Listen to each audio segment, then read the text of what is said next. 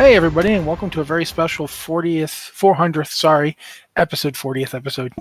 It's been 40 years. It does feel like it's been 40 years. Anyway, 400th episode of the Blizzard Watch podcast. Normally this would be the pre-show, but we've got kind of a special thing going on here.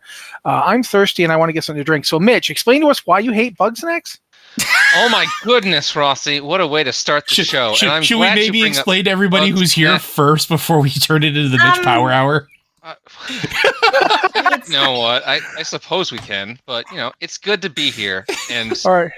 I haven't prepared to talk about Bugsnax, but I will. I'm sorry, because Mitch is actually infamous for loving Bugsnax, and I never did get to throw him in a pool at BlizzCon, and having missed my one and only chance to do so from when he was on the podcast, that long-running joke has unfortunately not come to fruition, so I must instead tease him about Bugsnax. But yeah, we should mention some of the luminaries who are here, besides, of course, Liz and Joe, who are here pretty much every week so far anyway. First up is the person who really has made a lot of my life possible. Dan, why don't you say hi and introduce yourself and explain who you were and who you are and all that good stuff. That means you have to talk, Dan. I know. Hey, I'm Dan O'Halloran. Liz made the mistake of hiring me in 2007, right after Rossi got hired, and I've stuck around ever since. And I used to write, but now I just do a lot of the administrative stuff. All right. Next up, we have not spoken all that much because, I don't talk to anybody unless they talk to me, and he has never really talked to me that much. But nevertheless, here he is, Rob Flanagan, a.k.a. Flan. How you guys, Flan? Hi, I'm Flan. I've been writing for the site since 2020, and I am majorly afraid of Rossi because I'm deeply intimidated by how awesome he is. That's why I never speak to him. You'll learn as you get to know me that I'm not very awesome, and the intimidation will go away. Liz, of course, is Liz, and doesn't really need an introduction, but I'm going to make her talk anyway. Liz, say hi to people and tell them what's going on. Howdy, I'm Liz. I'm the editorial director of Blizzard Watch, and like Matt said, I'm here pretty much every week. Also now, an actual introduction of the man, the myth, the legend. Joe, he's recording this, so we have to be nice. Perez. Wow, that's the secret to having friends. You have to control their destinies and recordings. Man, I'm writing this down. The best part is your tone. It's this show is already so weird. This is how we are every week. This is worse. We've amped it up, and I don't even know how. Would you say we've amped it up 400% or? Oh, yeah. We have a lot of practice. Anyway, I should also introduce Mitch, who has an alumni sort of the Blizzard Watch podcast, where he hosted it for, I don't know, a good solid year or so, didn't you? I was thinking about that earlier, and I forgot to actually look it up, so I don't really remember. But it was a good while. It was a chunk of episodes before he decided, oh man, I don't want to do this anymore, and he got himself out of Dodge as fast as humanly possible, which was smart of him. Now, another new person is in. Nick, I just want you to come straight out. When did we hire you?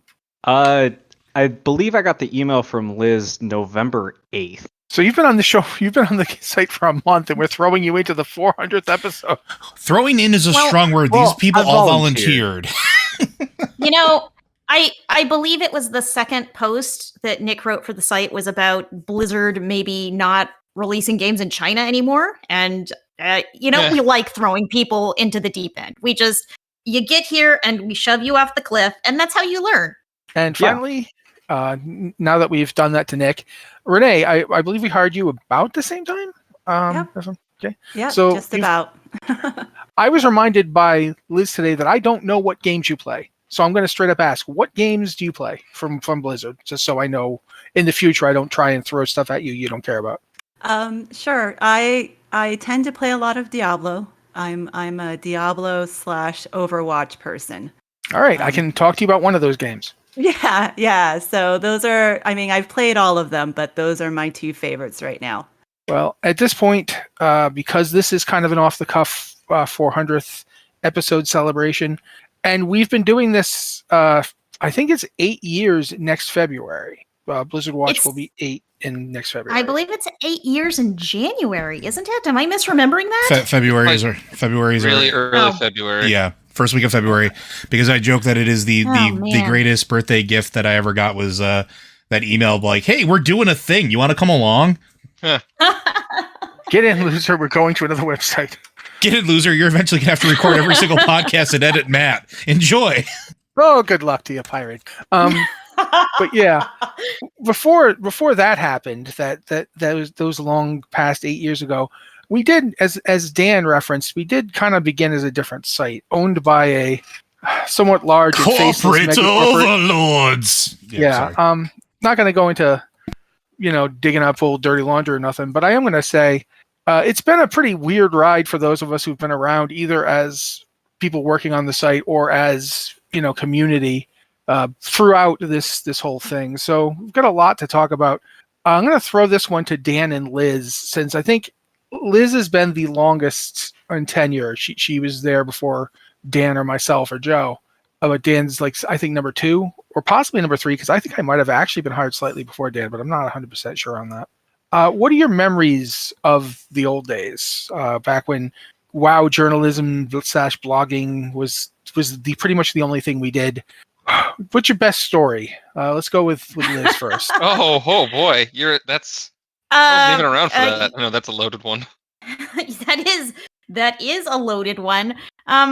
I started at WoW Insider. It was late vanilla sometime. I couldn't tell you exactly when, but it was it was before Burning Crusade, because I remember covering the BlizzCon where they were announcing Burning Crusade. And I imagine everyone here now, everyone listening, is familiar with BlizzCon and kind of what BlizzCon is like and how it's this big event shrouded in secrecy. But the very first BlizzCon, it's like it was so different. I wasn't there on the show floor. I was at home, and we had one person at the show who would send us, messages and photos and things. And they were taking pictures of the banners outside the convention center before the convention started. They were just there and open, and there was a picture of a Draenei. And they were like, what is this? And I'm like, I don't know what this is. I don't know anything about Warcraft. And it's just those were the kind of conversations we had, back in those very, very early days, where we were really just figuring out all of this as we went along. And yeah, I just really clearly remember this back and forth where we were taking pictures of these, we were getting these pictures of the convention center with just no secrecy. Everything was right out there in the open. But we didn't have anyone who knew enough about Warcraft lore to put the pieces together, because we were doing the best we could with what we had, and what we had was just not a lot. None of the people from back in those days are still with us. Probably not. There are a lot of people in vanilla who at some point they got off they bailed on the game. They didn't stay 18 years in this game you're talking about. I know. 18 years. Yeah. The game just celebrated its 18th birthday. I haven't even stayed for all 18 years. I started kind of in vanilla, but not at the very beginning. And I bailed for a while on both the game and the site during Cataclysm. And I wasn't around. I just, you get tired, you burn out. And I took kind of a Cataclysm nap, which I think a lot of players did, because Cataclysm was a different thing. Anyway, wow, I have really strayed. It's been a long time, and it's just been really fun to see how things have evolved over the years. Not just how we cover them and how we write about them. I still think we're kind of faking being professional and doing the best we can with what we have, but we've learned a lot along the ways, and you see, Blizzard has learned a couple of things along the way as well. So, Dan, what do you got for us? Come on, spill. Tell us some. I think we might have just lost Dan. Like I said, and Rusty, you got hired just a few months before me. I wrote for the site for about 2 months, and then I contacted Liz and I said, I need a couple weeks off. I would do it. Cutting on a little bit. No, Dan's internet. Liz was super happy that I bailed almost immediately. So, on the site. And then how's it now? Can you guys hear me now? Yeah, but you're cutting in and out, which is so on brand for us. Anything? I know. How am I now? All right. As far as I can tell, Dan, you're okay. But it's coming and going during your talks. You're saying about you were 2 months in and you told Liz you'd have to take some time off? All right. I think it's still doing the. Oh, no. I mean, it wouldn't be an anniversary show or a milestone show if something like this didn't happen. Let's be honest. It reminded me of the very first time I hosted the other Actually, just the podcast. two- yes. And then we launched the Massively site covering all online games. And they took everybody on WoW Insider almost and moved them over there to launch that site. And they said, Dan, you're in charge while we're launching this other site. You're in charge of WoW Insider. And I was like, oh, all right. It's my 4th month of actually working. And it actually worked out really great. And I would say my favorite memories from there are not only BlizzCon, but the parties that we put on for BlizzCon with the site that just grew and grew and grew every year into That was something so like fun. the last one was so massive. It was like 2,000 people on the block, and the fire chief showed up because we had too many people, which is a sign.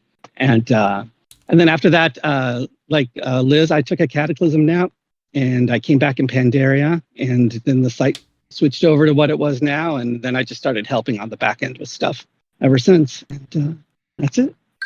Yeah. Thanks for not firing me, Liz. No, you're so welcome. Pretty In much the- everybody in the could say that at this long point. In the long run, it was probably a good call. It's funny because I remember when I don't remember getting hired exactly when compared to you or the two who came after me, Adam and Alex, for the big ones. I think I just stuck around, whereas other people like had more of an effect on the site or the community or what have you. I was just sort of the one who was always still here. I remember in 2014 we had a long running. I got hired originally as a class columnist. I got hired to do the warrior column, and I was told later that I was hired. I'm just going to say it, Liz, because you're here. I was hired over Liz's objections.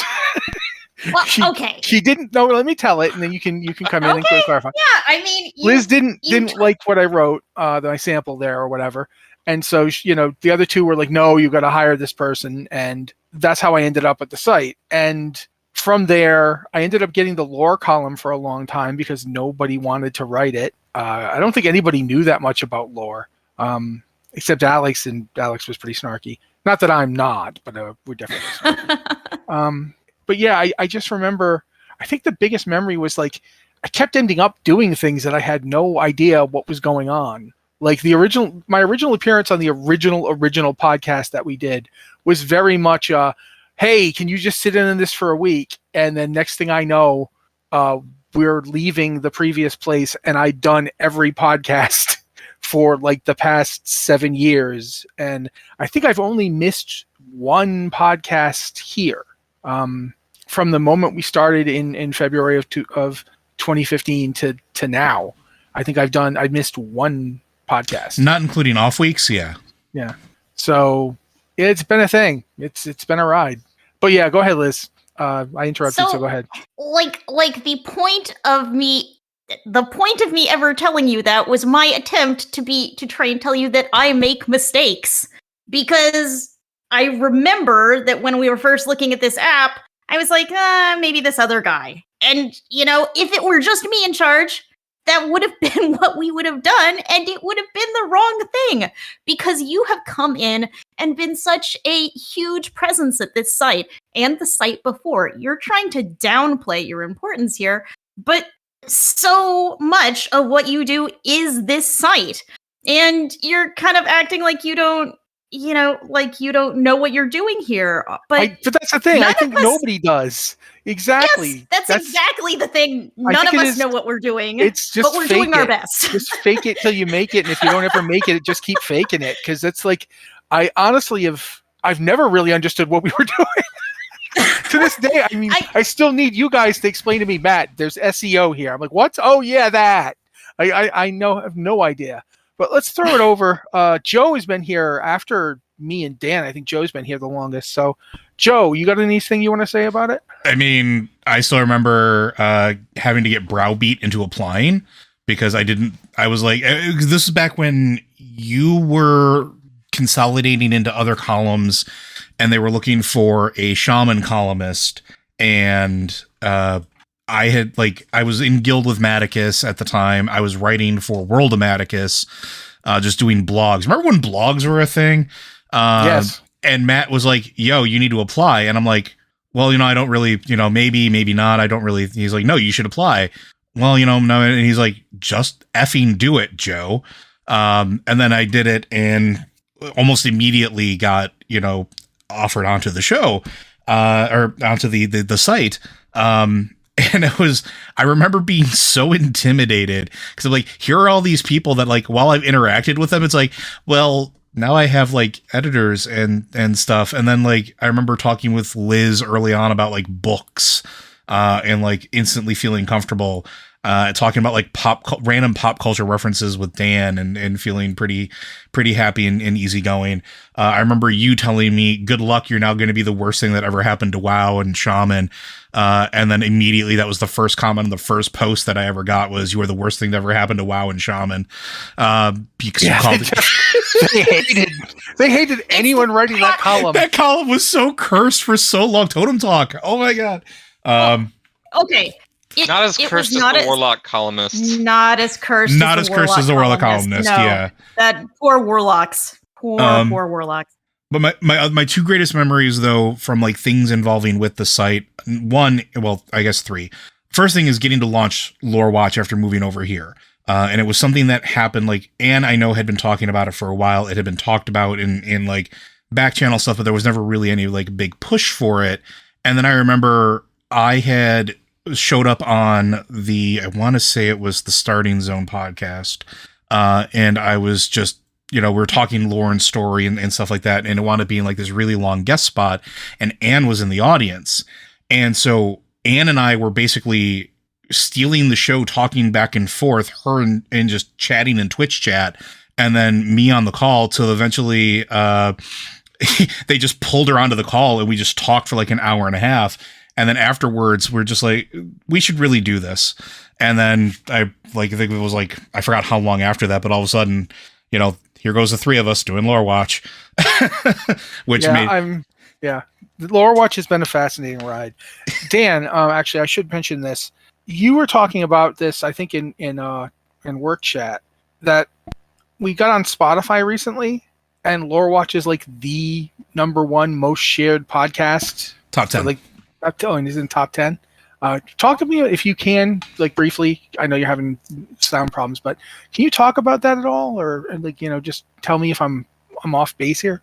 Well, every year Spotify gives you a wrap up of everything that happened for your podcast for the year, and I was quite pleasantly surprised with some of the numbers. I don't have them in front of me, but we were like the top 10 podcasts for podcasts with like 2,000 subscribers, and we scored pretty high on a lot of those. I wish I had that in front of me. If you want to loop back to me, I'll take a look at it.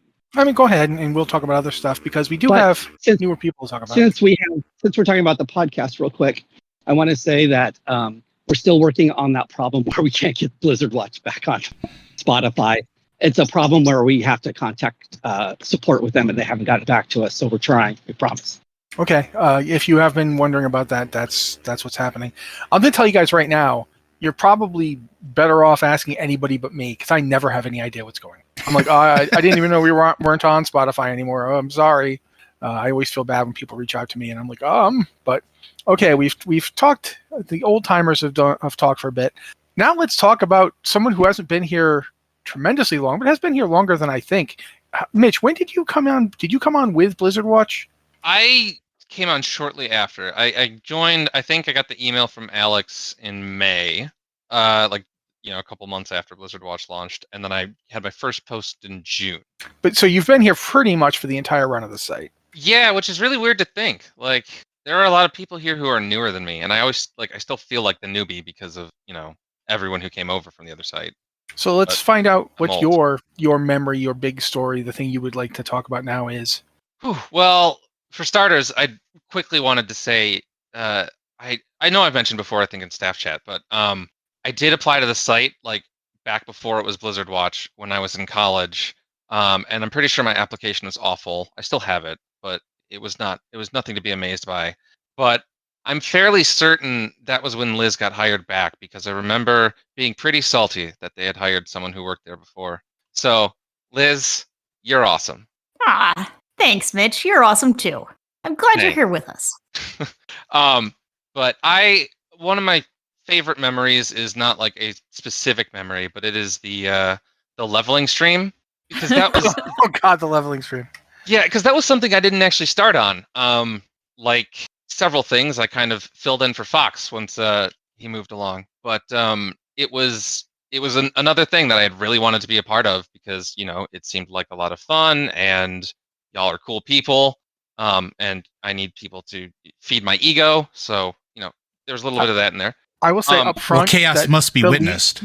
The Legion leveling opening, when Legion first opened, and we all did it together, and you were there leveling, and you leveled, like, I think you got to max level like 4 hours in, and everybody else was like, I'm like level whatever. Mitch is like, yeah, I've unlocked Suramar, heading in. Like, jeez, what? How did you? You're like, oh, do you read these things? What's going on? So yeah, I've never forgotten that. To sheer like, yeah, wow. Yeah, that was an that's experience. something that I know people don't like it all the time. I know it's not their thing, but my thing is absolutely just grinding to max level as fast as possible. On No, Level it's. 9. I really feel like people take this the wrong way. They think that because I say things like that I think it's bad to do that, and I absolutely don't. Oh, Listen, no. Not I was just you, in but, awe. like, I was in there are awe a of lot watching of Mitch people. work.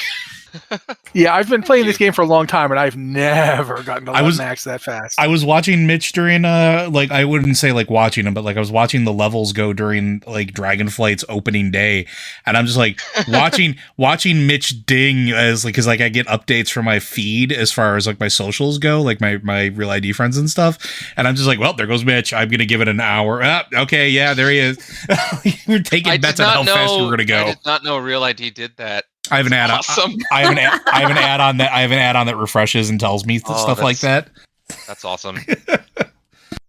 Well, I've harassed Mitch enough, I think. You want me to harass you more? Like anything else? Well, Should we talk about our BlizzCon meeting?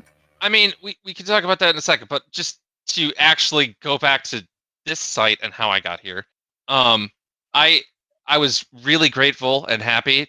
Well, not grateful. I was really like excited when Blizzard Watch was announced as like a successor, because I was like, oh, this is, I almost swore there. This is my chance to finally redeem myself and apply. But I wasn't sure who all was coming along, and I had to wait a while to find out if like Fox would rejoin or if you guys needed a priest columnist.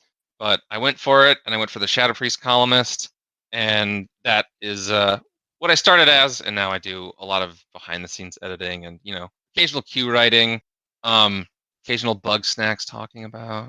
All right, We'll get there. I promise we'll get. But in the meantime, since we've now gone through everybody who's been around for a while, let's harass the two people we just hired. No, we'll go with Flan first. Flan's been here since 2020. We can harass him first. Flan, I'm worthy of harassment. what do you same question, thing that you've done that you think about, the memory you have involved in this long, strange trip that we've all been on? So I had been reading the old site forever. In fact, there are still times, how there are certain websites you just type in by memory. I will still type in the old website's name every now and then, just out of habit, even though it's been broken for about 8 years now. That's the habit. I was also very much into the Blizzard Watch website, all the podcasts, and very active on the Discord. And then I showed up at BlizzCon with a tray of brownies, and Dan still has So the Tupperware. I Called still have out. that tray, and Flan will not let it go. Yep. And about a year later, I had applied in writing, but I know that I could probably be a little bit better in my writing style, but I applied just for the hay of it.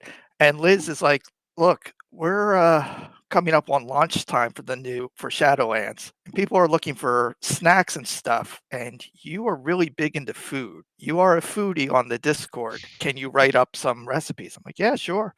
And you guys have been stuck with me ever since, and I'm pretty sure I'm being kept around now because Liz has made the soup that was posted last week 3 times, I believe.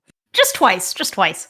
And as we are entering an expansion where foodies are all over, there are so many NPCs that love food. I think I'm going to have a lot of fun in Dragonflight. I remember talking to Dan about bringing you on to do a food column, and he was like, "So is this your way of just sneaking in another writer? Or this was just a sneaky way to get another writer?" I'm like, "No, of course not. We're just we like writing about food, obviously." Well, love I'm very food. glad that we got Flan. I actually he sent me his Christmas cookie recipe a couple of years ago, and I've been using it every year, and people are always just amazed. Any recipe that he drops in the Discord chat, do it. It's always going to be great. And you store them right in his Tupperware. And Yeah. this weekend is my big cookie baking weekend of 5,000 cookies in 5 Oh days. my god. Oh my god. Yeah, I'm. You said 5,000 cookies, and my brain was like, like I. Where do we yeah, start the I petition know. to rename Thousand Needles 5,000 Cookies? I'm all Ooh, for I it. like it. But it's just going to be the Murloc copied over and over again. Well, yeah, of course. 100%. Blizzard Watch, episode 400. Rossi just becomes a Murloc. He's done. He's done with being human. It's Murloc time. All right. Having harassed Flan, I move on to my next our next, contributor. I'm going to go with Renee here. Renee, talk to us. You've been here a month now. You haven't left yet. That's promising. Nope. Talk to us about, what you thought, what you came in here to do, how's it been so far, anything you want. Sure. So I've been listening to the Blizzard Watch podcast for some time. Not as much as I would like. My husband actually introduced me to it. He's a big fan. And so when the call for more writers came, I thought I would throw my name in, and it worked out. I've always loved Blizzard games, and the opportunity to write about Blizzard games, just solely write about Blizzard games, was really appealing to me. And so far, it's been great. I'm usually very quiet in the Discord, and that's just kind of me and my weird introverted self. I just kind of like watching people having a good time talking about stuff. So, yeah, it's been great so far. All right. Then Renee, I just want to say that we got some very, very, very good writing apps this time. And there was quite a long, involved argument about who we were going to pick. And this applies to Nick as well. We are very happy to have you two aboard. Like, you guys were so great in a really crowded field. So, oh, thank you. That makes me feel loads better about my, you always submit things and you get like super worried that you did the wrong thing or you said the wrong thing, or you might have misspelled something, and you just get really worried about how you come off on an application, and you hope that your writing is good enough. So that makes me feel great. And not to sound too corporate, like lingo-y, because nobody needs that in their life, but you both also like fit culturally with everybody here. Like I've watched, like the interaction's always been genuine and nice, and like not saying that other people wouldn't be, but you fit right in, and like it's going to sound goofy and maybe a little bit sappy and hokey, but it's like you guys were always supposed to be here. So thanks. Oh, thanks. Okay. I was about to say your Q4 performance evals have been, just off the chart. Where's my TPS report? I think Joe covered that basically, though. So Yes, and now that you've done that and made Nick probably feel loved and accepted, let's go in and and ruin that for him. Nick, what's going on? Same question. So, thank you all for, the kind words, as well as, accepting us and choosing us. And on that same note, I remember seeing the call for writers on Twitter, and I thought basically the same thing Renee did. You know what? Sure. Why not? And the sort of backstory of that is like I had just gotten like a slew of application rejections from various fields like in the month before that. So as soon as I finished it and I sent it off, I was like, all right, cool. Gonna put that out of my head forever now. And then, the time goes by and I get home from work and check my email, and then it says Elizabeth Harper. And I'm like, there's no way. So I open it, and the first thing is I don't read any of the text in the email. I go to check the URL name to see if it's like a spam name, because I was like, there's no way that this is real. See, and like we hired you for that kind of thinking. To like further it, I'm like, okay, the URL name checks out. And as I get through like the welcome and then like the procedurals, I'm like, all right, so where's the punchline? Like, where's the $10,000 in iTunes gift cards? Like, where's the punchline? And then I kind of sat and stared at the wall, which is what I usually do when something like, good like that happens. And then I like resisted the urge to just send back a bunch of nonsense words to convey excitement. So that was like my whole application experience. But as like a listener, I'd been listening to the pod since 2019, which is when I really like started dedicating more and more of my time to World of Warcraft. In the months specifically before Classic, it was something that I had looked forward to, because I'm gonna date myself and I apologize. I was in grade school when the first early grade school. Physically turning to dust as we speak. Like I can feel bits of my body flaking off into the aether. Yeah, see, I'm used to it. I don't care anymore. But I bring that up to say like I wasn't allowed to play online games. So like I really missed out on a lot. I got to watch from afar, like as my friends got to play WoW, Burning Crusade, Wrath. So all in all, once I got that email, I was like basically screaming my head off. I'm sure my neighbors hated me, but I was stoked. Cool. Well, this has all been quite heartwarming, and quite frankly, a little bit more heartwarming than I was expecting. And now my withered heart is 3 sizes bigger, and I have to go on with these human emotions that I wasn't looking for. This is like a 70s horror film where they've like spilled a little blood on the old sarcophagus and the heart starts beating again. Yeah, kind of. I mean, except that, I'm way too Canadian and lazy to do anything. A Canadian horror film would just be an ancient revenant rising from the dead and going, "Oh, I'm sorry. I didn't mean it. I'm sorry. I didn't mean to impose. Just that I'm back from the dead. And if you guys could get off of my ancient land, that'd be great." No, really. It's me who's inconveniencing you. I'm sorry. Or it's a movie about zombie beavers. One or the other. No, we don't joke about the zombie beavers, man. That's an actual movie. I'm aware. That's why I bring it up. It's an actual movie with animatronic beavers and people. Like, that's a whole other thing. We can talk. Anyway, let's move forward. Yes, let's Wait, move about forward. Zombie Beavers. I've watched that movie several times. Yes, I have. I have too. Yeah. Oh boy. Well, I'm not going to let Joe do this as much as he wants to. I'm instead going to say, okay, for those of us who have actually been playing Dragonflight, I was going to ask a question about it, but we did actually do the whole thing where we actually get news stories. I put them in the email. It wasn't a really great email because I was working as fast as I could, but I'm going to say up front, Overwatch 2's Season 2 started today. I mean, as we're recording this, it was today. We have somebody who plays Overwatch that can talk about it. It's great. Let's make use of this. Yes, Renee. Welcome to Matt. Just basically gets you to talk for a while so he can drink liquid. It's a fascinating part of this podcast. Talk to me about Overwatch 2 Season 2. Gosh, I feel really on the spot now. Yeah, that was what I was going for. Hurry up. I got to get this liquid Matt. in. Yeah. Matt usually does that to me, and I don't really play Overwatch, so Right. I don't know if this is better or worse. So Overwatch 2, Enact the Wrath of the Gods is what my email says about Overwatch Season 2, and a godly collection of new content awaits. So I'm excited for the new content. I mean, to be honest, I took a long break from Overwatch, because it was just consuming way too much of my time.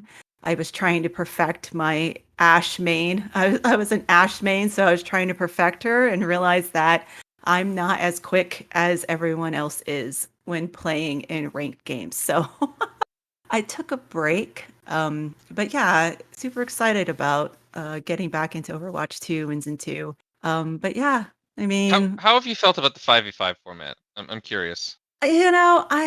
I haven't really engaged too much in the 5v5. For me personally, I feel that it'll put a lot more pressure on me being kind of like a support person to not just...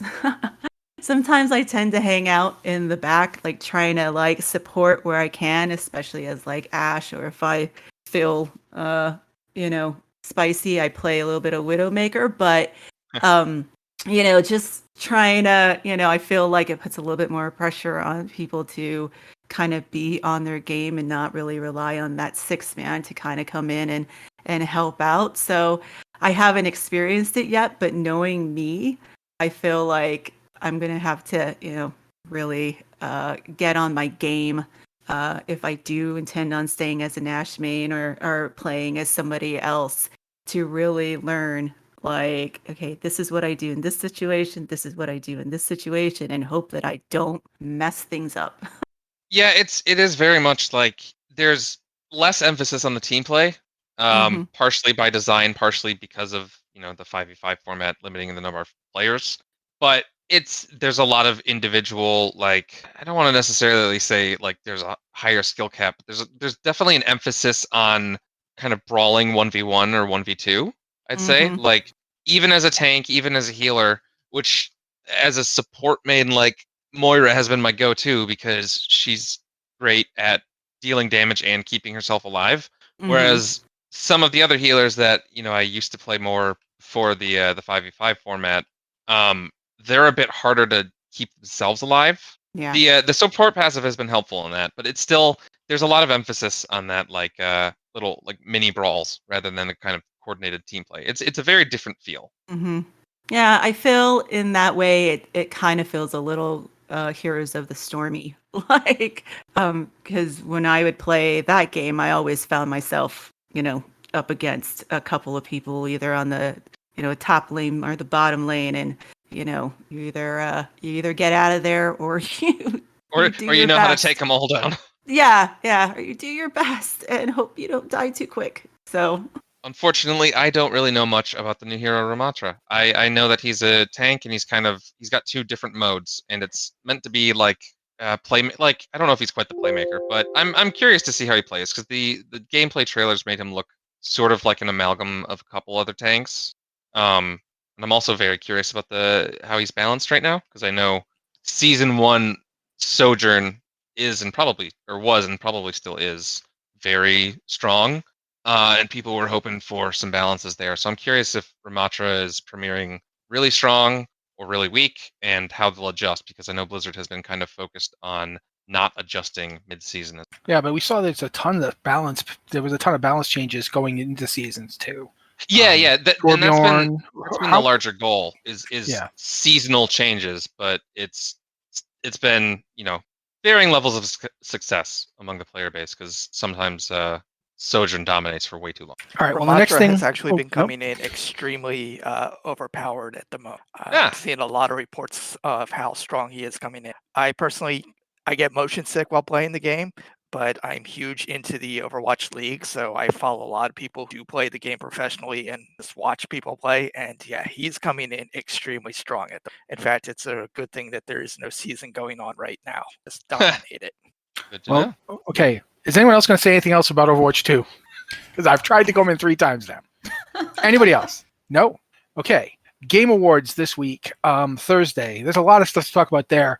Before we get on to the stuff that is only tangentially, if best, Blizzard, let's talk about the big one.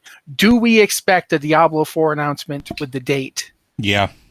We think, Yeah. who else? With Anybody the- else? Yep. gosh, I hope so. With the way the Twitter 100%. account's been active, I would be very surprised if it's not. I'll be disappointed, because December 4th would have been better, but signs are pointing to yes. So, okay, the next question. When do you think it's going to be, if you think anything? Opening.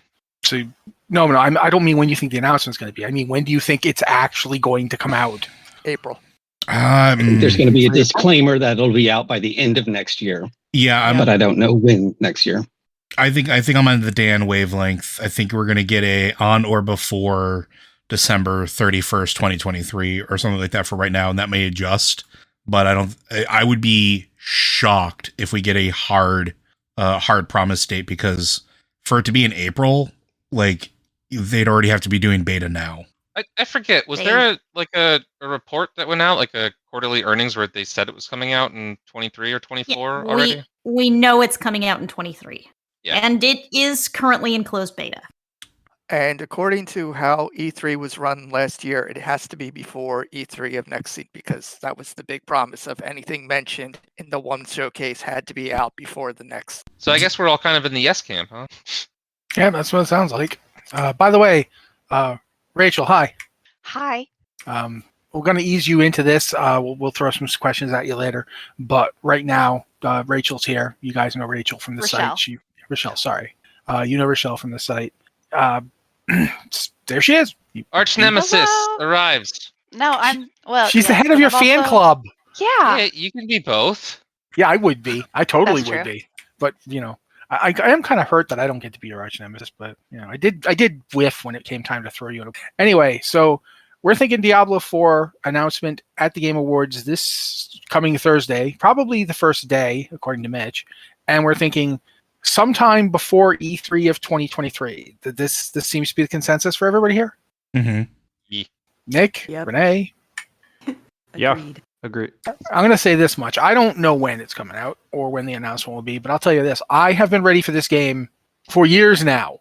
Like I was at the last BlizzCon, the 2019 one. First BlizzCon I ever got to go to. Lots of adventures. Like there was a cat, there was people who were escaped from prison who looked like me. All sorts of interesting things happened. But I remember the BlizzCon presentation for the Diablo 4 trailer. I've never forgotten the pop in the amphitheater when they played that. It was like if you've ever been to a sporting event where like people come out and hit each other with things like wrestling or boxing, and the way the crowd can get completely nuts and just all get up and like that was what that Diablo 4 announcement was. It was just the air in the room got sucked out. So yeah, I've been ready for this thing forever. I am very hopeful that you guys are right and it's going to be next year because man, I want to play this game. If for nothing else than to see how it's changed from that 2019 demo, because it's been like 4 years, guys, by the time it comes out. So yeah, I definitely want to see that. It was a good demo though. I enjoyed that demo. I played the heck out of that demo. I got in line 4 times for that demo, and it was a long line with lots of really drunk people at fairly early in the day. Like, man, you guys are drunk. You guys are way drunker than you should have been. Anyway, so yes, that's cool. That's something we could talk about more later. I do definitely want to talk more about Diablo 4. But we should mention Hearthstone's March of the Lich King is also out today, Liz? Yes, it is now live, and I have not had a second available to play it today. No, I'm not asking you stuff like that. This is the one with the Death Knight as the new play. You got a deck and the playable hero and all that. Who's the hero? Yes. Is it Arthas? Yeah, it's Arthas. It's always Arthas. Can't we just get rid of this guy for good? Apparently not. It's always Arthas.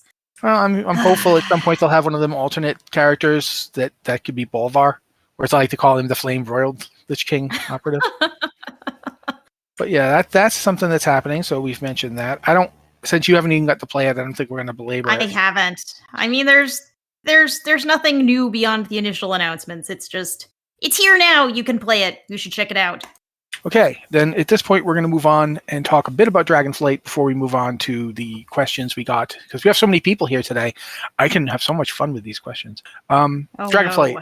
4 people who've been playing it, and I'm gonna basically head down the line here. And unfortunately, that means I'm gonna read people's names and then have to remember. Oh no, that's Rachelle. Don't call her by her nickname.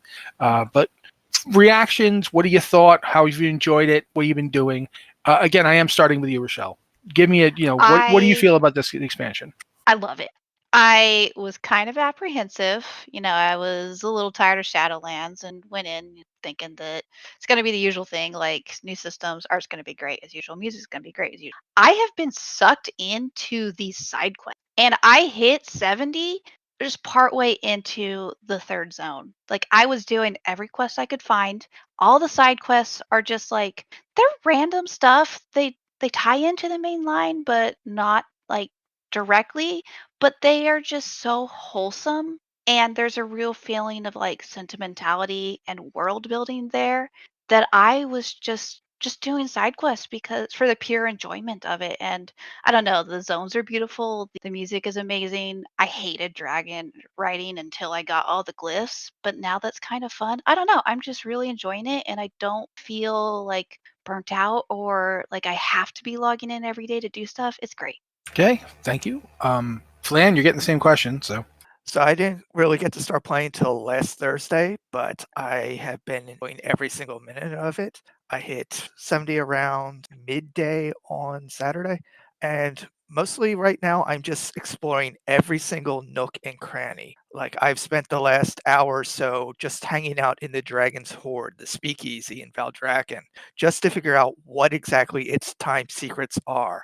And at the beginning of this podcast, a dance party walked through the main door and just started dancing for a half hour. So I'm going to find out all of its little secrets because apparently it's also a fight club.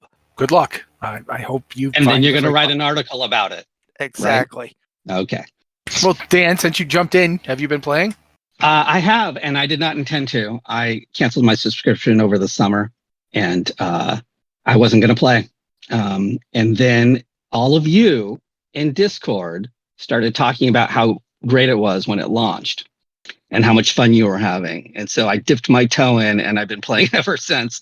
And it's the usual, Blizzard smooth experience, but it's for me. I'm doing a lot of mining and herb gathering to take advantage of the market at the moment. And that leads me off course constantly. And I'm always finding little things when I run after a node or an herb or on the other side of the mountain for something. There's always little side quests, little conversations. It's so detailed and packed with things that it's just fascinating how much they got in there. So I'm enjoying it greatly. The other thing, and I'm only halfway through this, probably a third of the way through the second zone. The other thing I noticed is in the first zone, a guy asks you to go get a present for his husband. And I thought, oh, great. They're showing different kinds of relationships. Well, they threw one in. But then I got to the second zone and there's two more. Yeah. I'm like, oh, You they're actually have going to you have do to, this. They're you have not to going to match make throw those out. guys. Yeah, it's really interesting. Yeah, they're not going to throw out the token. They're actually going to move forward with this. So that is super great. Very happy about that too. Okay, Joe. Hi. Yes, I enjoy Same it. question, man. I'm having a ton of fun. I have lost hours. So there was this thing where, like, back in the olden days, I was totally that person. I'm sure a lot of us were that. I could sit down and I could play the game for just hours on end, and like not a care in the world, just like going through and farming like bloody heroes, stuff like that. But I haven't done that in a long while. Even with Shadowlands, and as much as I enjoyed the previous expansions, I didn't really lose time. I was very cognizant of what my goals were and where I was going. But like Dan, I'm just kind of going everywhere. Even after I hit max level, and especially after I got the dragon riding glyphs, which, you're absolutely right. It makes a huge difference. I just kind of go off where I find mining nodes, and I'm finding random quests, and I'm finding little tiny hidden things. I found a wyvern fox mount. So now I'm a tiny Vulpera on a fox wyvern because that's a thing that I can do. And I wouldn't have found that if I didn't randomly go and just talk to an NPC that was sitting on a stump. Like it has a lot of the charm of like what I remember through the rose tinted lenses of looking back at like the olden days and like just kind of that exploration. But like we talked about this a little bit on the podcast on Lore Watch. It still gives you the overarching goal, but you are encouraged to go explore and just randomly find stuff. So it's been a lot of fun. Usually by this point in the expansion, I'm like, all right, raid's got to release. I need to start raiding now because I got nothing else to do. And it's like, no, I'm perfectly content. Like just flying around and randomly bopping things on the head with my dragon as I barrel into them at top speed. Pretty sure my dragon needs a helmet at this point. Blizz, if you could give my dragon a crash helmet, I would appreciate it because I'm pretty sure I've concussed it at least 10 times by now. But yeah, no, it's just a ton of fun. It's the most fun I've had in a while. I'll say that much. Okay, Liz. I am also having a ton of fun. Everyone has said so much about this game. One of the things I think World of Warcraft had lost a lot of lately was kind of that joy of exploring. And when I think of the difference between vanilla and today, it's about having this huge unexplored world that you would look in every corner and you were always finding something new. And if there was a secret, it would just be something kind of whispered about. And now information is so readily available. Cinematics are up immediately. There's so much data mining. And I think data mining is very useful. It makes a lot of things easier. It's so helpful to be able to go onto Wowhead and say, okay, I'm looking for this thing. Where is it? I'm so tired of looking for this thing. What can I kill that drops it? But also it removes some of the mystery. And it feels like Dragonflight has brought a lot of mystery back because there is something shoved into every corner of this world. The zones are huge and they're full of NPCs And the NPCs all have things to say, not just, hey, take this quest and go over there and kill these 10 rock monsters. It's they talk about what they're doing there. They talk about why they're in the Dragon Isles. They talk about what their job is. You like almost every NPC has something like that. And one of the things that I've noticed that seems kind of minor but feels very big in world building, a lot of the NPCs, there are lots and lots of NPCs with names, with unique names. So it's like there isn't just Consguard. There's like Consguard, so and so, so and so, so and so. There are like half a dozen of them with actual names. And they can have unique, they aren't all the same NPC. You don't just get, well, we have this place and we're just dropping, we got a bunch of Consguards. We're just going to drop this one here.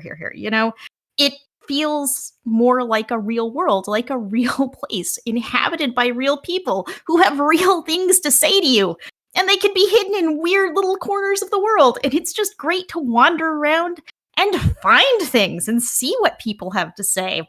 Yesterday, I probably spent like an hour flying around in circles looking for this mining dwarf that I was told was somewhere over here, that if you talk to her, she gives you plus 10 mining knowledge. And it's like, I knew where she was on the map. I had a map marker. I knew where she was, and it's like, okay, I still have to fly around in circles. Okay, maybe she's there. No, maybe she's down here. Maybe no, she's over. And it took a really long time just to find her and just have a little conversation. Then it's like, oh yeah, I got some use out of that, but I also spent like a half hour flying around in circles. But it feels like, spending your half hour flying around in circles looking for things, it feels rewarding, like you've learned something about the world, like you're a part of the world. Like there are things to find and discover, and that's so cool. Okay, thank you, Mitch. Oh boy, you guys said a lot of good stuff. It's hard to follow that, but I mean, really though, like you guys are all you've nailed it. It does feel kind of like a new era for WoW and the WoW team as a whole. Like I know it's been talked about elsewhere and maybe even here, how it feels kind of there's like the 3 expansion kind of arcs that happen. And 10.0 just kind of happened to kick off a new arc, but it also kind of, amidst everything else that was happening at Blizzard, it kind of comes out and says like, we're not defined by the company. We still love this game. We still pour our passion into the writing, the stories, the characters, the world, everything. Like it feels like a new era for WoW.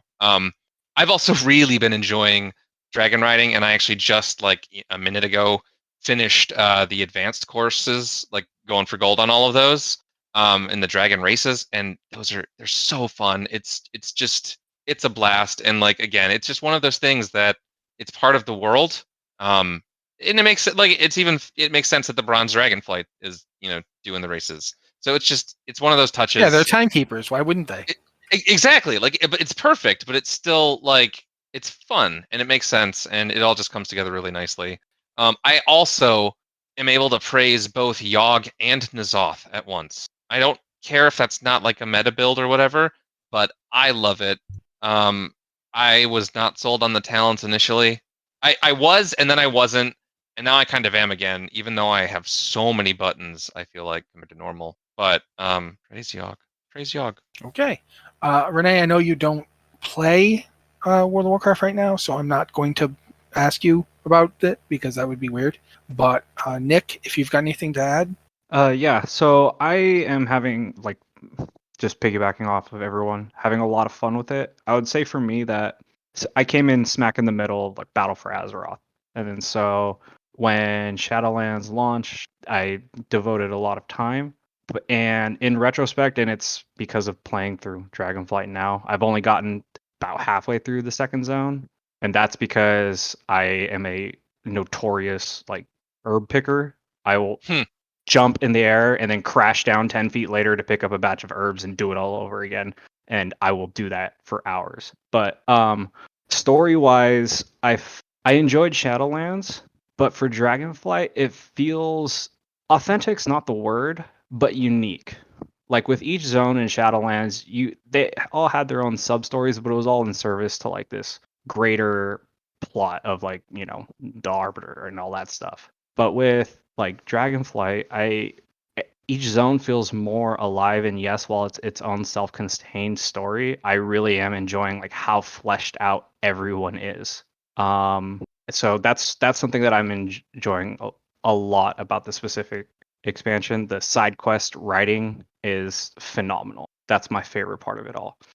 All right. I was going to throw in one thing that I noticed because there's a dock in the Waking Shore. It's just off by itself, kind of near the place where you find the one little dragon egg that you managed to rescue. If you've done that bit, which, it's on a week, guys. That's the starting area. But regardless, it's not really a spoiler. You save a dragon egg. Woo!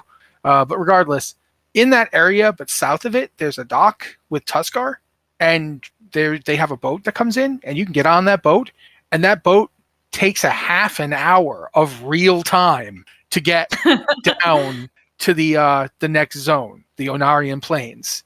I'm not kidding. It's an actual half an hour. I timed it. I watched videos while my character was just sitting on this turtle, very slowly moving down the coast.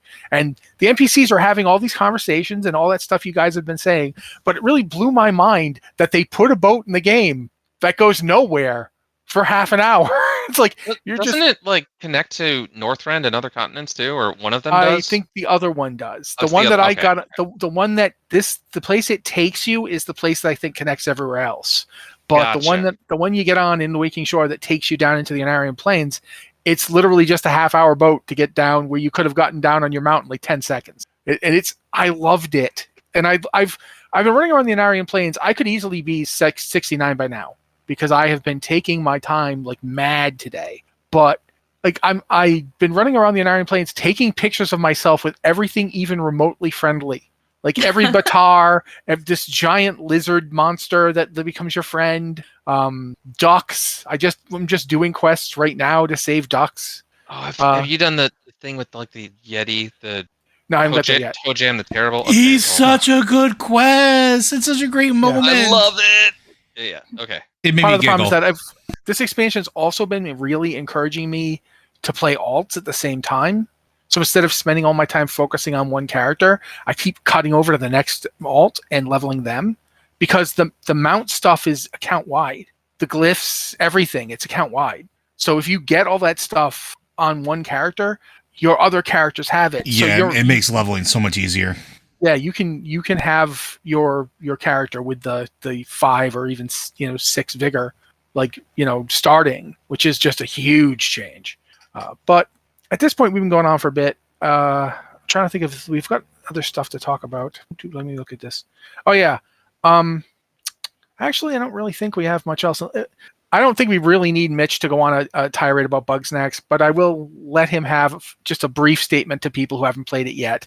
Go ahead, Mitch. Tell people why they should be playing Bugsnax. Then we're going to go on to do some questions. Because not only is it a game where you're on an island full of like snacks with googly eyes that make cute, adorable, like Pokemon-like sounds, but It's there's McDonald's commercials from the 90s made into a video game is really what it is. But there's also like, some pretty horror-y elements to it in like the weirdest, best way. And it is a Kafka fever dream. It's thank you. It's fantastic. These look like some of the toys from Toy Story. Yeah. After Sid's got a hold of them. Yep. No, they're beautiful creatures and I love them all. Okay, well, Joe has pushed Mitch's button, so I don't have to. We're going to do a few questions. Yes. Okay. Yeah, we're going to do a few questions here before we wrap things up. We've actually got about half an hour, so we may get through these questions and have to talk about other things too, but we'll find out. 2 of them are from Shadna, and one of them is from Tetsemi, because we didn't get that many questions this week, which it happens, First one I'll read, because we got so many people here today, it's just probably more efficient. Otherwise, I would be literally having to pick. Actually, holy cow, that's a great idea. No, I won't keep doing that. Oh, no. Wait, what's a great idea? No, don't worry about it. This Discord channels have been full of people pointing out that they have leveled faster than expected. I'm doing all the quests other than dungeons and doing some mining/blacksmithing as I go, but nothing excessive, yet I am level 67 and I'm still in the Onarian Plains, and I think I have most of it left to do. I don't recall even Warlords of Draenor, with its bonus objectives every 5 feet, leveling this quickly. Personally, I'm not bothered by it, whether I do the content at 67 or 70 is not much of an issue for me. What's your take on the leveling experience? I'm going to answer this first and then throw it around to the rest of you guys. I think the leveling experience is perfect. This is probably one of my favorite leveling expansions, and I'm not even 70 yet. Like I'm not hurrying. I'm just taking my time. I'm most of the way through the Anarian Plains now, I think. I don't know how much I am through them. I've done a few side objectives. I've done pretty much every story quest I can get my hands on before going to the really big story quest. I tend to do that. Like I did the Ruby Life Pools, and I did everything I could before I triggered, oh no, bad stuff is happening, because, you know, I wanted to see all of it. If bad stuff happens? Depending on your point of view. So for me, I think this is possibly one of the best ones. I know that we have Azure Span left to go. I'm pretty sure I'll be level 70 pretty quickly through Azure Span. It seems to be where most people hit, and I think it's fine. Yeah, I think this is a really well done expansion in terms of that. I feel like you can level as fast as you really want to. How much tolerance do you have for pushing it? Because if you really want to push it, you can be Mitch, and again, perfectly valid playstyle. Or you can be like me and be like, okay, I've played an hour. I'm going to switch to a different character now. I don't want to get going too fast or nothing. Oh, it's all hot up here in the Dragon Isles. It kind of does look like it's hot at least. So yeah, that's one for me. I really feel bad we didn't get any good questions for Renee. So I'm going to throw this one over to Nick. Nick, what do you feel about the speed of leveling in this expansion? So initially, I did think that I was pinging a little faster through the Waking Shores, but then it felt like the first 3 really blew by, and then it tapered off once I really hit the Naran Plains, and I think I'm about 67, and I think I just hit like that right level now where there's still like that incentive to continue exploring, but it's not like I have to find a way to maximize my time efficiently. I could just explore, I would gain levels, and I agree with the earlier assessment that I'm enjoying it. Okay, then we'll go with Mitch. What do you think, Mitch? It was nice in the fact that I didn't actually have to stay up for like 12 plus hours. I did, but I didn't have to. It was a choice, not a requirement. I hit level after just under 8 hours. But regardless of that speed leveling madness, I've been curious about if it will get nerfed at all, because like that's kind of the thing, is that at the very end of an expansion, it gets nerfed and leveling gets made easier. And right now, it feels like it's already easy. Having the account-wide talents for your dragon is going to make it super easy for alts already. Like, I'm kind of curious just down the line if we don't get that adjustment, or if it's just going to become like the place to go through when you're doing Chromie time or whatever it's going to be called, Nozdormu time. But yeah, it's really cool, and it's nice to see that you can definitely level how you want to, and it still doesn't feel like you need to go out of your way to get to the next level. Okay, Liz? I think, yes, leveling is very fast, but okay, I am going to be the odd one out and actually have a complaint about the leveling system. I have enjoyed it very much. I love all the side quests, and I keep getting dragged into side quests. I am currently level 68, and I've just started Azure Span. Now, the issue here is if I hit level 70, and I'm going to hit level 70 pretty soon, I'm like the tiniest bit from level 69 right now. When I hit level 70, I'm not going to be able to do a lot of in-game activities until I finish the main story quest. And the fact that there's so much to explore, but I still have to finish the main story quest to like get to the end, it feels like there's a little mismatch there, because I'm going to be out enjoying the game, enjoying the story, and I'm going to hit 70, and I'm like, okay, I need to do my level 70 stuff, and none of it's going to be there. So I feel like there's you're a little disincentivized from doing all of this fun stuff, this exploring, going and dragon riding, going and working on professions, because you have to get through the main story quest. Right now, we have a week until the raids roll out, and it just feels like, oh, I don't have time to explore. I've got to get it. I've got to finish this main story quest. I've got to level my professions. I've got to gear up. And it's like, I wish these were a little more integrated so I could still enjoy exploring and not feel like I can only focus on the main story quest when there's so much to enjoy. A fair point. Joseph? What did I do wrong? You called me It's just Joseph. Yeah, I know. I felt bad when I did it. But let's assume you did something. You did something. We both know you did something. I'm sure I did. I really enjoyed the leveling experience this time around. It's giving Warlords of Draenor a run for its money as far as best leveling experience, just because of how everything is laid out. I like the fact that, and I don't know if this was a bug or a feature, and I'm pretty sure it was a feature because I couldn't find anything about it being a bug, but the levels don't infinitely scale with you as you level. There is a point where it encourages you to move on, but still stays within a range that you can keep going and you still get something. But like, so if you want to keep exploring, you're not falling so far behind, but it just feels genuinely good. It also doesn't do some of the things that a lot of the previous expansions have done, like pull you out of your sort of like wandering around the world to force you to go deal with a table.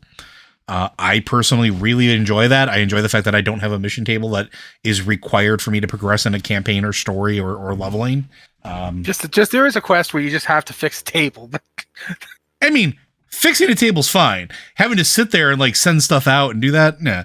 But I mean, like it feels good, and like the leveling experience, I think they got pretty close to. I don't want to say perfect because I don't think anything's perfect, but like pretty close to like the best balance that they could, and I really enjoy it. So I'm just having a good time with it so far. Like I like being, I think I was 68 when I left Onahara Plains, and then I was like maybe 10 minutes into, or 20 minutes in, 30 minutes into like Azure Span before I was like creeping up on 70. And then gearing's been super easy as well. I like a lot of the stuff they're doing with the professions this expansion. I haven't figured it all out yet because I that's one of the things that I stayed kind of blind to going into this, and I'm kind of figuring it out as I go along and figuring out what to do with it. I like some facets of it. I like the interactivity of it. I like the fact that there's a little bit of interreliance again, which is going back to that sort of nostalgia feeling back in ye olden days when we played WoW uphill both ways in the snow. You had to rely on other players to get your gear or to craft things, and you had to interact with folks. And it was like it took a village. Like I still remember making the chromium pants, which was a mail item that you needed to get like X number of things, including like abomination stitches in order to get done. Then you had to find somebody who had the pattern and have it crafted. And hopefully that was a person that was trustworthy. They took out the unknown aspect of it with work orders, which I think is really, really neat. There's different things that they do with that make that engaging. So I'm impressed. I'm impressed so far with the leveling experience. I'm impressed so far with the number of objectives just hidden throughout the world. Main story quest notwithstanding, because we're only in chapter 1, really. So, but I'm very pleased. I'm very pleased so far. All right, thank you. Flan, you go. So I'm actually I have a 270. The second time around, it was significantly faster because by that point, adventure mode had been activated, at which point I can go to any zone and pick that as my starting. So I went to Azure Span the second time around, the Tuskar and all the magic, and it was significantly faster to level. But by that point, my main had started accumulating renown, which unlocked more question areas that were open to my alts. And since I had already maxed out flying, I was able to pretty much go anywhere rapidly. And yes, you can level faster, but you're still taking in the entire story in your own way. Like you pick the zone you want to start in, and you can just do that entire zone and work through. Cool. Thanks for telling us. I'm sure Mitch will be making use of this to now have 17 Shadow Priests. I say this like I'd have any room to talk. I was going to say, Mr. Playing more than 1,000 one warriors and 1,000 shamans, we can't say anything to Mitch. Believe it or not, I am the least alt approach. Like I never level alts, or very rarely. I didn't level a single alt in Shadowlands. I believe you. But we've made her wait by switching the alphabetical order. So let's get Rachelle in here. Anything you want to add? I kind of had a revelation when I was doing all of these quests, and I leveled after work, so it wasn't really like that quick to me because I only played a couple hours each night. But I realized that with adventure mode and with all of these side quests, so like, the standard person will level with the main storyline and then they'll hit 70. And when you do your alts, you can have a different leveling experience every single time you level an alt. And I think that might have been their goal. And I think that's really nice because the complaint about leveling is that the story just over and over and over. And now when you do alts, you can have a completely different story each time just by picking where you want to go and which quests you want to focus on. And it just seems like it's actually making the leveling experience fun rather than a chore, and kind of feels like they've gone way more alt friendly. Cool, good points. Dan, I don't know if you want to talk because I know you're having connection issues, but if you do, please do. I'm of two minds on the quick leveling. On the one, I really love it because I get access to the new deeper talents, which on my druid, I really love those hard to reach talents, and I'm getting access to them quicker. So I enjoy that. The downside is it's not so much about hitting 70, but when you finish the initial 4 zones of content, it's kind of a grind after that. So usually I lose interest when I hit the level cap because it's usually at the end of the initial content. And then after that, it's a lot of daily and repeatable stuff. So I don't know. I'll be interested to see. I don't think I'll lose interest when I hit 70 because there's so much great content ahead. But in general, I'm glad we can level up quicker because I love the talents. Alrighty. Next question I'm actually going to go with because thank God it's not about World of Warcraft specifically. We can get Renee to get to talk in here, and I would really appreciate that. So this one's from Tetsemi. Hi, Tetsemi. He asked a lot of questions. Question for the Blizzard Watch podcast, episode 400 Spectacular. What was your first Blizzard game? What was the first article you wrote for BW or the site that shall not be mentioned? It was called WoW Insider, guys. We're not afraid of the words. What Blizzard character from any franchise would you like to have food/drinks and conversations with, and where? So, Renee, since you didn't get to talk for that whole period of time, go. Thanks. I just want to say that you've all convinced me to play WoW again. So good job. Yay, the chip will be in soon. Yes. Yes. Gotta dust off the old night elf hunter. Oh, yeah. The bomb says no, Brian. Hope that my pets aren't too mad at me because I disappeared for like 6 years. Where have you been? Fine. Where have you been? Been so long. So my first Blizzard game was Diablo, which was also my first PC game ever. So I liked the look of it when I bought it because I thought Diablo was a cool sounding name, and the cover art drew me in. So I played Diablo, and that's what started my love of Blizzard games in total was that game. So my first article is the only article I have up right now, which is about the upcoming TV shows and films that are based off of video games. If anyone's read that and is looking forward to some video game movies and TV shows. So that's the only one that I have up there. It won't be my last, obviously. And the character that I would love to talk to, that is a really good question. It would have to be Tyrael, just because I would love to see him in a social situation like a restaurant where he would just have to talk about his favorite book and just kind of see what he would say. Being immortal is very complicated. Yeah. Just kind of like, what do you think about Andor, Tyrael? You like the show, huh? You like Star Wars? And see what he would say. Like, put him in. Yeah. Actually, I'm very fond of a TV show named Bones, but only the first couple of seasons. Right. Yeah, that's an in-joke for people who don't know. The actor who plays Tyrael in Diablo 3 was also on that show. Anyway, I'm sorry, Renee. Yeah, so... Yeah. What are you going to eat with him? I would probably take him to... You start him off with the best food around, which is tacos. Take him to a Mexican restaurant, see if he'll like drink a margarita with you, and see what happens from there.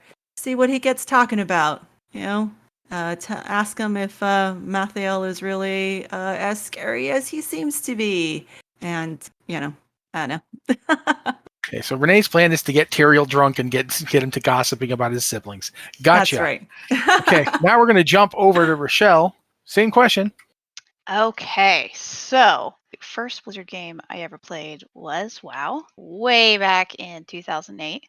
And then because I wasn't really of a gamer, and I started playing it, and I branched out, and I really only play a couple things at a time. My first article, I had to go back 34 pages to look. It is Oh wow. Discipline and Holy in patch 6.2 back in 2015. That was when I started being a priest counterpart of Mitch. And Arg. yeah, that's where our rivalry comes from, Shadowverse Holy. So for the Blizzard character, I did not expect to fall in love with the blue Dragonflight so much. And I honestly don't know who I would choose. Calicos and Syndragosa. I straight up just fell in love with Syndragosa the second she spoke, and I looked up her voice actress, who is simply amazing. It's the original actress. I wouldn't have guessed. Her voice is so different. She's been voice acting most of my life. It's not her fault they told her to shriek like that. Seriously, but she does like monster sounds, and then she does Syndragosa's voice, and it's so beautiful. And okay, it'll probably be Syndragosa, but Calicos is a very close second.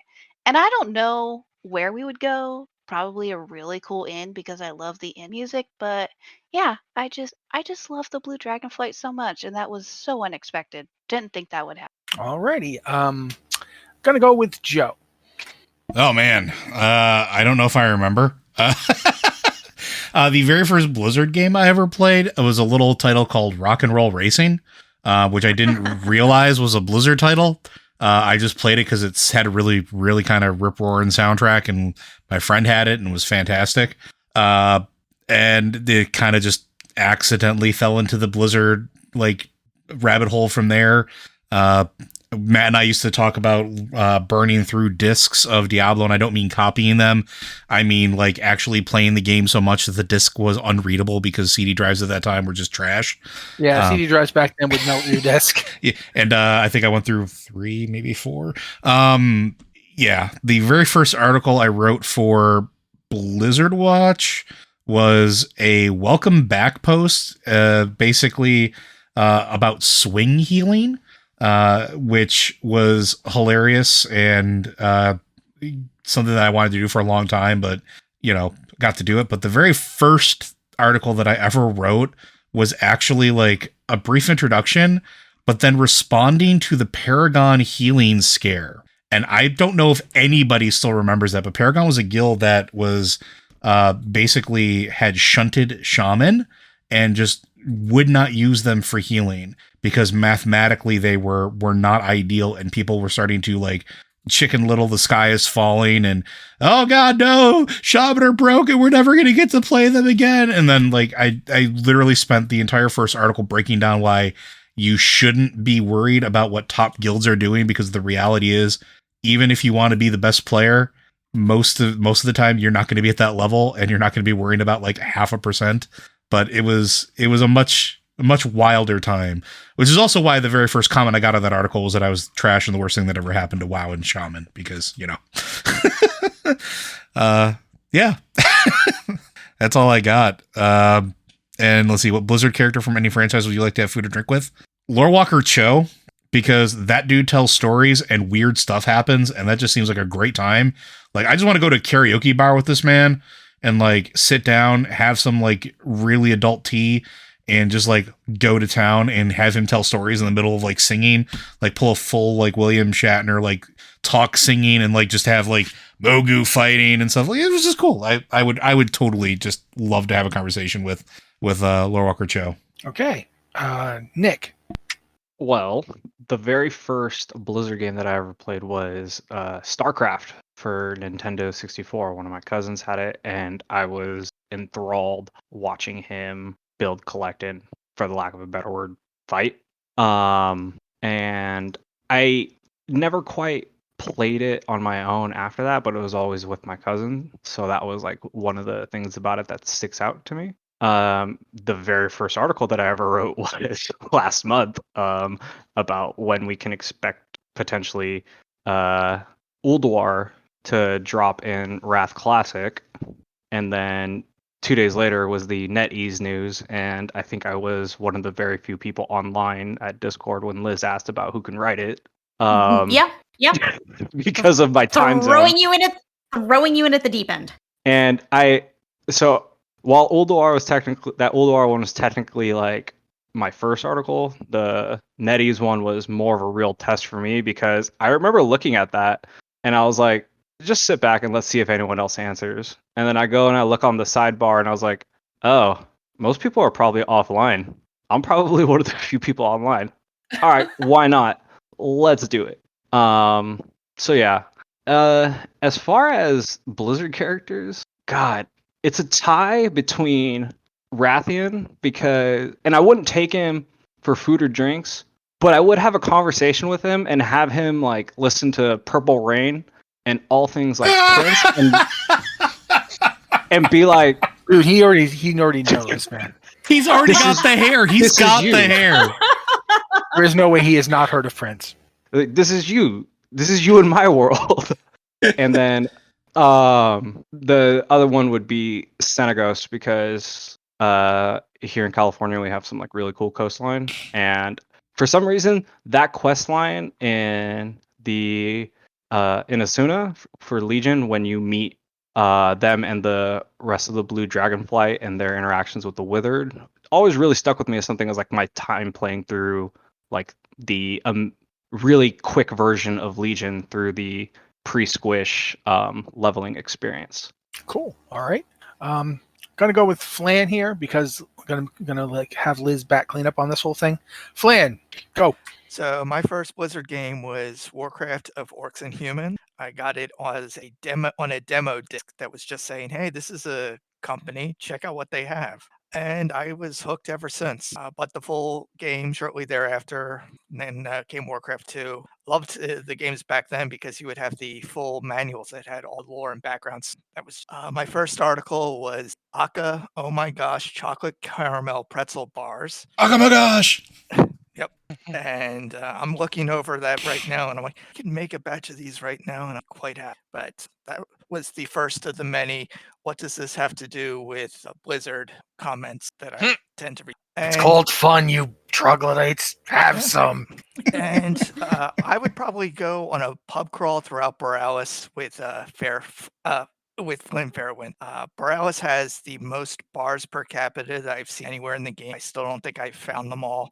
And I just think that he would probably know where all the best dives. Dang, that's a good answer. Yeah, good answer. And Liz, I don't think Dan wants to answer this, but he's welcome to. So if you want to answer it, go for it, and then we're going to get to Liz. Yeah, I'm happy to answer. My first Blizzard game was World of Warcraft. I was, and still am, a diehard MMORPG player. So I've been playing EverQuest for the previous 5 years. And when WoW came on, it was next level. And I played so much that I started writing guides for class druid blogs that were just run by players. And so then when I applied, I used that as my experience to show what I can do. I cannot find my first post. It is lost to time. The site got gobbled up after we left, and I cannot track it down. In case anybody didn't know, WoW Insider was a spin-off of Joystick, and Joystick was a spin-off of Engadget. So a lot of our stuff, old stuff, is now archived on Engadget still. Except I was doing some mad Googling to try and find it, and I landed on a page that said wowinsider.com is up for sale, which I found very amusing. So I tried to put in a $1 offer.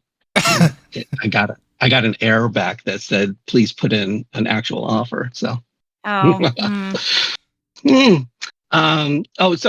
on that point real quick, there was a point you all may remember that we changed over to wow.com for a while. Boy. Yeah. Oh boy. I could not. That I'll was make it short. I'll make this short, but I thought you guys would want to know. So AOL, who owned us, owned a lot of URLs, and a list went around of a bunch of URLs that they owned that were going to be up for renewal. And there's like, should we even bother? And on that list was wow.com. They owned it. And somebody said, hey, we have a World of Warcraft site. Let's use it over there. So that's how we ended up becoming wow.com. They had a URL for a long time and they didn't know it. And Blizzard was not happy with that one. No, But they didn't have any, they had no recourse on that one. And anyways, that's the history of the site name. Last one, who would I talk to if I could? This is immediate, no question. Theotar, the Mad Chief in Revan's Wrath, was the most delightful character to spend time with in Shadowlands. I just could not spend enough time with him. he threw a really good party. Let's be honest. Oh, well, yeah, which makes, I just sit around and drink his tea and eat his desserts. So there's my answer. Alrighty, thank you, Dan. Liz, you're batting cleanup, so go ahead. Oh gosh, my very first. Whoa, hold on a second. Did we? Mitch didn't get. We didn't get to Mitch. You're And right. Renee, I'm right? sorry. And Renee. No, Renee opened. Did Renee open? That's Yep. Yeah, I did. Yeah. Too many people. That's the problem. That's Yeah, the problem with having this many people on a podcast. You have to remember everyone all the time. The thing is, I remembered Mitch was here, but for some reason, I thought he'd already gone. Well, But he he No, hasn't. He skipped to go play Oh, Bug Snacks. So, Mitch, you will be going now. Oh, okay. Letting Liz sit and stew upon her answer for batting cleanup. Stu. Let's see. I watched my cousin play Warcraft 3 a lot actually before I ever started playing the games. And I think he would play the custom modes a lot, especially like the Winter Malls. And I used to love that, and I really wanted to play. And at some point or another, I picked that and StarCraft up. I think kind of close to the same time, but I always played Warcraft 3 more. And then I had a small group of friends who I discovered played it when I was in 6th grade. And we played it for a while, and then WoW came out, and it wasn't until I think March of 2005, so like 4 months after launch, that I picked up WoW. But I remember XPlay did their review of it, and they spoke so highly of it, and it was such a funny review to me at the time that I had to get the game. So my cousin and I ended up both getting it together. And boy, I had no idea what I was doing. I told a friend to meet me under the waterfall in Orgrimmar, not realizing that servers were a thing. And I was like, "Where are you, man?" We would, call each other on the phone to coordinate while we're partying. So even though WoW was my first game, WoW is, as we said, 18 years old. So yeah, as far as characters, I'd take get drinks, food with Xalatath. I really think we'd get along, and I think she would want to hear about my cats. Probably more about your cats than you. Yeah, I want to hear more about my cats than me. They're awesome. Plus, they're pretty much old gods. So Yeah. then you've done, right? I didn't that's everything. You didn't have anything else? I mean, I would also lump Sylvanas up there, but I know she is hard at work, and the world is dependent on her to get Thanos back in our lives. So I don't want to interrupt her. Oh no. Oh. She's gonna find him. They're gonna reunite, and then he's gonna say mean things to us right away. Yeah. And then Toronto will kill him again. Anyway, Liz. I mean, Tyrande isn't allowed to kill him again because I want to kill him. I am so annoyed that after going through so much of Warcraft, playing Battle for Azeroth as Horde, every time you speak to him, he puts you down. He acts like you're no good. He's just a jerk every time he opens his mouth. I did not get to kill this man. I'm so Tyrande, why? I know why. Tyrande.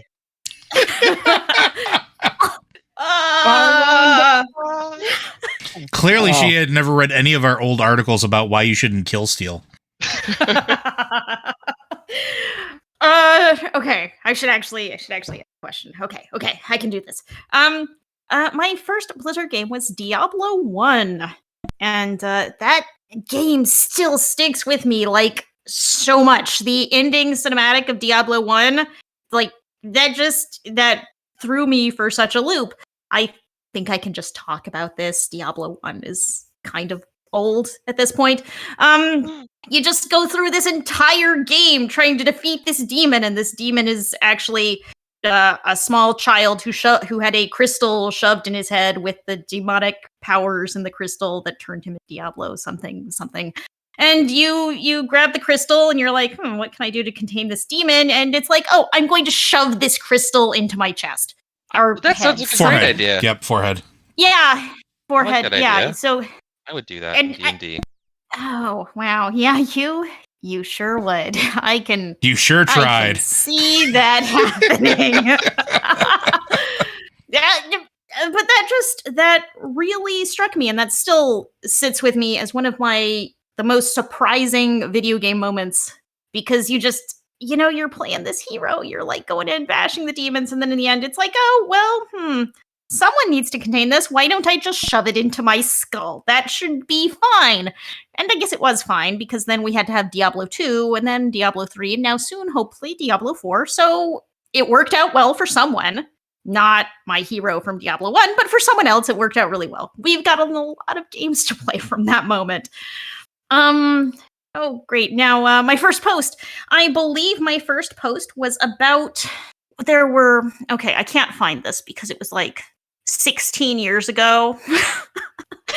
I want to say it was about Paladin Librams. There was was this a thing in Burning Crusade? I don't remember. There was like a special gear slot. Yeah, Yep. There was a gear slot for Librams and other things. Yeah, because So every class had a first- special gear slot. Yeah. So I think my first post was about those being added into the game and what they were. So that's been a few days. That was a little while ago. Who would I take out for food and drinks? I am gonna go with a brand new character who has captured my heart and say, dang, I don't know how you say her first name, Nelidia Rivergleam, who has won her way into the hearts and minds of Horde players by being the character who, when Khadgar just appeared before us, she said, "Guards, arrest that handsome wizard." I just want to know more about this woman. I want to know more about handsome wizards.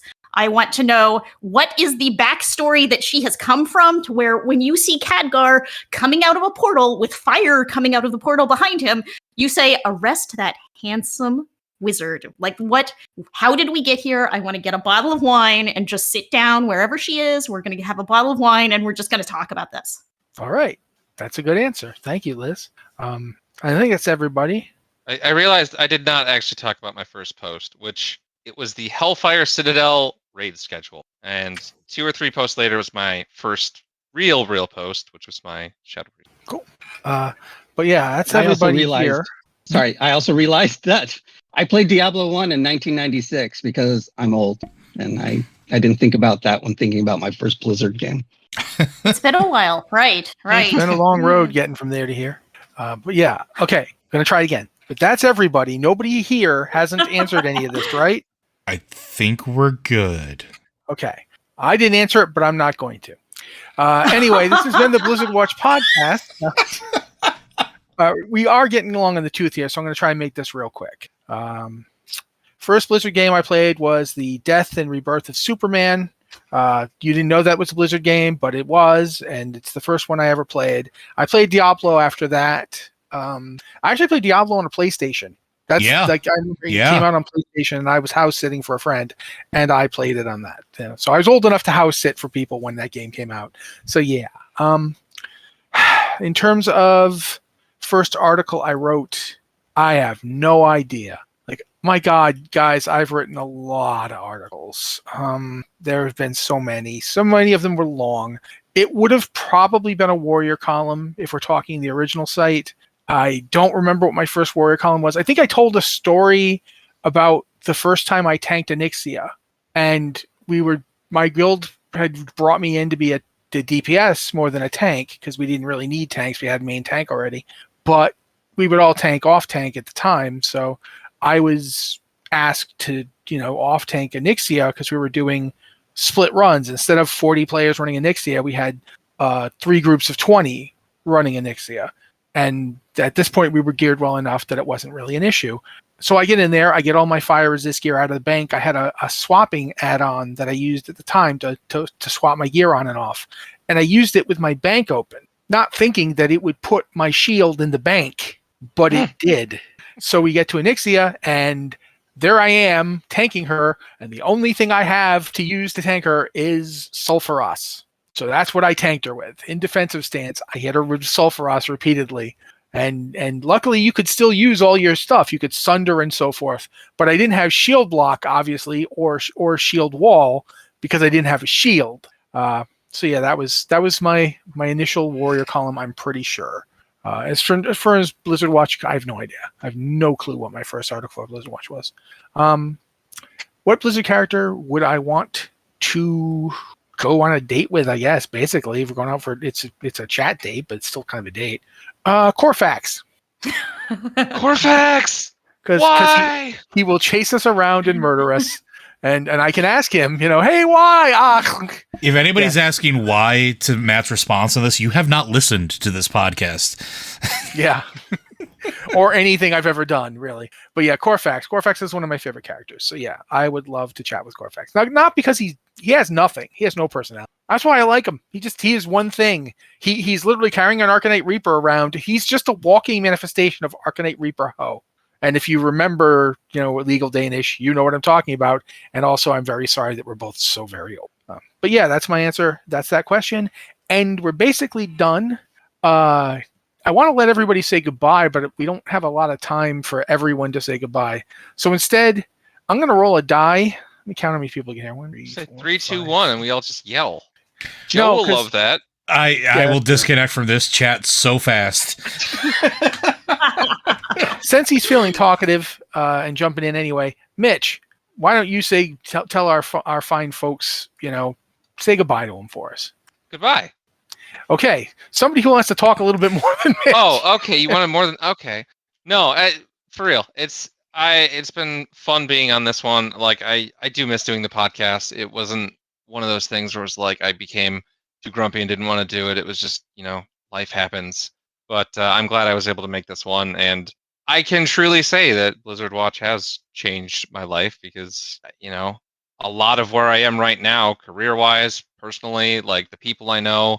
It stems from just applying to the site, making myself known, and having a good time with it. So I'm glad I can be here, and I hope I can be here longer. All right, Joe, you know what to do.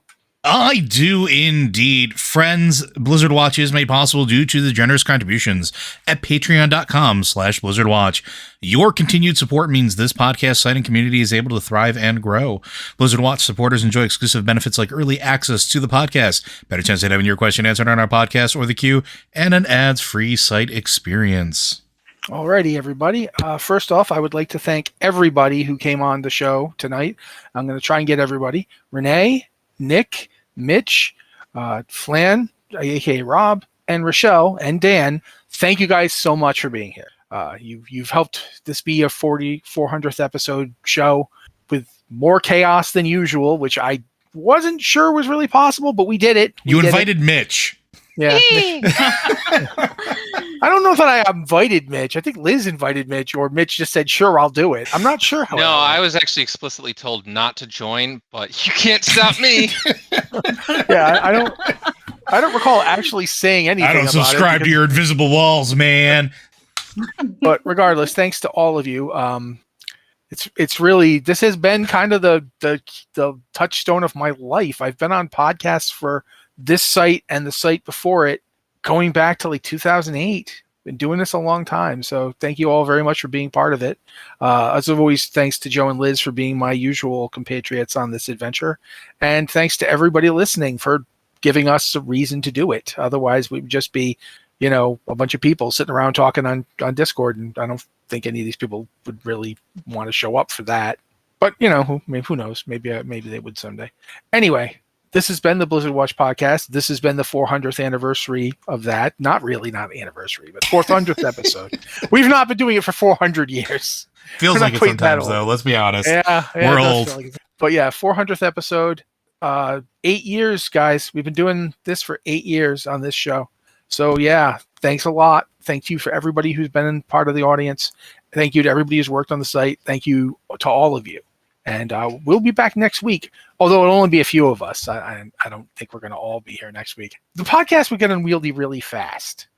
That's when you would just see a string of like E's on my Twitter account, and then I would just not be heard of for like a couple weeks because the editing that I'd have to do for that many people, I would probably cry. Alrighty. But yeah, this has been the Blizzardwatch podcast. Thank you guys so much for being here with us, and we will see you next week.